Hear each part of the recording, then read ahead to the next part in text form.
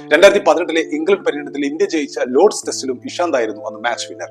South ആഫ്രിക്കയിലും മികച്ച പ്രകടനങ്ങൾ അദ്ദേഹം ആ സമയത്ത് കാഴ്ചവെക്കുകയുണ്ടായി. പക്ഷേ അദ്ദേഹത്തിന്റെ വിക്കറ്റുകൾ പലപ്പോഴും ആഘോഷിക്കപ്പെടുകയുണ്ടായിട്ടില്ല. ഇഷാന്ത് കളിച്ചപ്പോഴൊക്കെയും ടീമിൽ മറ്റൊരു സൂപ്പർ സ്റ്റാർ ആ സമയത്ത് മികച്ച രീതിയിൽ വിക്കറ്റുകൾ നേടിയിരുന്നു. ഇഷാന്തിന് വിക്കറ്റുകൾ മറ്റുള്ളവരെ അപേക്ഷിച്ച് കുറവാണ് എന്നത് ഏറ്റവും പ്രധാനപ്പെട്ട കാര്യമാണ്. പക്ഷേ അത് അദ്ദേഹത്തിന് ലഭിച്ചിരുന്ന വിക്കറ്റുകളൊക്കെയും ക്രൂഷ്യൽ വിക്കറ്റുകളായിരുന്നു. പലപ്പോഴും അദ്ദേഹത്തിന്റെ പന്തുകൾ അൺപ്ലേയബിൾ ആയി നിൽക്കുന്ന സമയത്ത് അപ്പുറത്തെറിയുന്ന ബോളർക്ക് വിക്കറ്റ് നേടാനുള്ള ഒരു അവസരമായിരുന്നു പലപ്പോഴും ലഭിച്ചിരുന്നത്.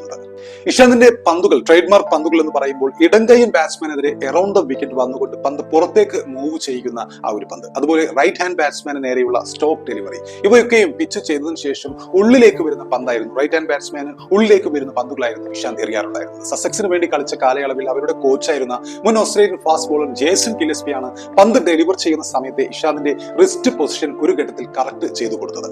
റൈറ്റ് ഹാൻഡർക്ക് എറിയുമ്പോൾ പിച്ച് ചെയ്തതിനു ശേഷം സ്ട്രൈറ്റൻ ചെയ്യുന്ന പന്തുകൾ പുറത്തു കൊണ്ടുവന്നത് ആ സമയത്ത് ഗില്ലസ്പിയുടെ സഹായത്തോടു കൂടിയായിരുന്നു.